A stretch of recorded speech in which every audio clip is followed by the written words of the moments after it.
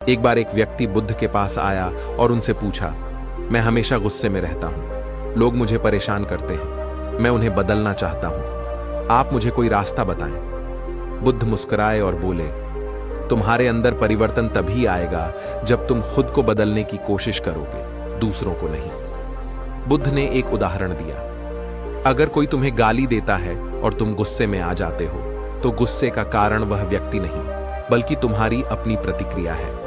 अगर तुम अपनी प्रतिक्रिया को बदल सको तो तुम्हारे जीवन में शांति आ सकती है। बुद्ध ने सिखाया कि जीवन में सबसे कठिन काम खुद को बदलना होता है, क्योंकि हम हमेशा दूसरों को दोष देते हैं, लेकिन असली परिवर्तन तब आता है जब हम खुद को बदलने की शुरुआत करते हैं। इसलिए जब भी कोई परिस्थिति तुम्हारे सामने आए तो खुद से यह सवाल करो, क्या मैं इसे शांतिपूर्वक हल कर सकता हूं?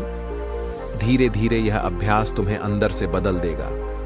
एक दिन बुद्ध अपने शिष्यों के साथ बैठे थे, तभी एक व्यक्ति आया और बहुत क्रोधित होकर बुद्ध को अपशब्द कहने लगा। बुद्ध शांत बैठे रहे और कुछ नहीं बोले।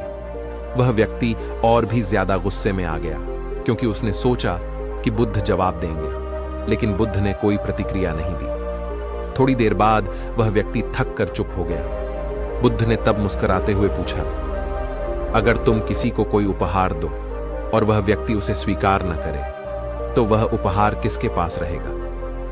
उस व्यक्ति ने कहा, स्वाभाविक रूप से मेरे पास रहेगा। बुद्ध ने फिर कहा, ठीक वैसे ही तुमने मुझे अपशब्द दिए, लेकिन मैंने उन्हें स्वीकार नहीं किया। वे अपशब्द तुम्हारे पास ही रह गए। एक बार बुद्ध के पास एक व्यक्ति आया जो अत्यधिक दुखी था। उसने बुद्ध से कहा, गौतम, मैं बहुत सारे दुखों से घिरा हुआ हूं।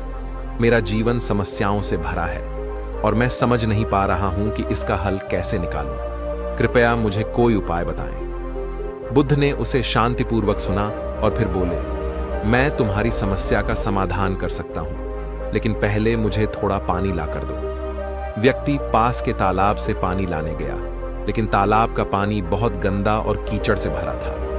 वह खाली हाथ लौट आया और बुद्ध से बोला, तालाब का पानी गंदा है, मैं इसे नहीं ला सका।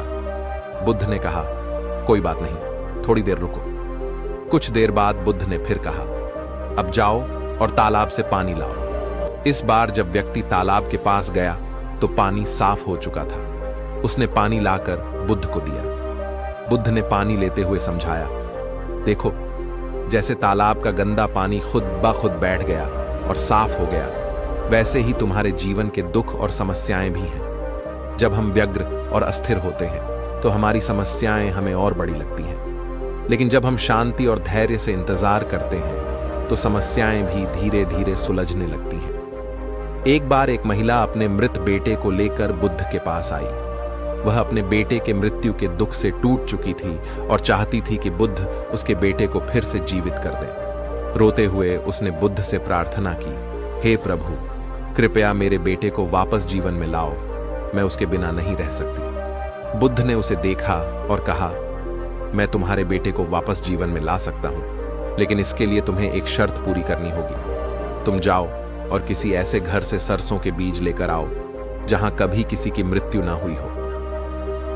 वह महिला आशा से भरी हुई गांव में गई और हर दरवाजे पर दस्तक दी, लेकिन हर घर में उसे यही उत्तर मिला कि वहां किसी न किसी की मृत्यु जरूर हुई थी, चाहे वह किसी के माता पिता की हो, किसी के बच्चे की हो या किसी रिश्तेदार की। दिन भर के प्रयास के बाद वह खाली हाथ वापस बुद्ध के पास लौटी, लेकिन इस बार उसके चेहरे पर शांति और समझ थी।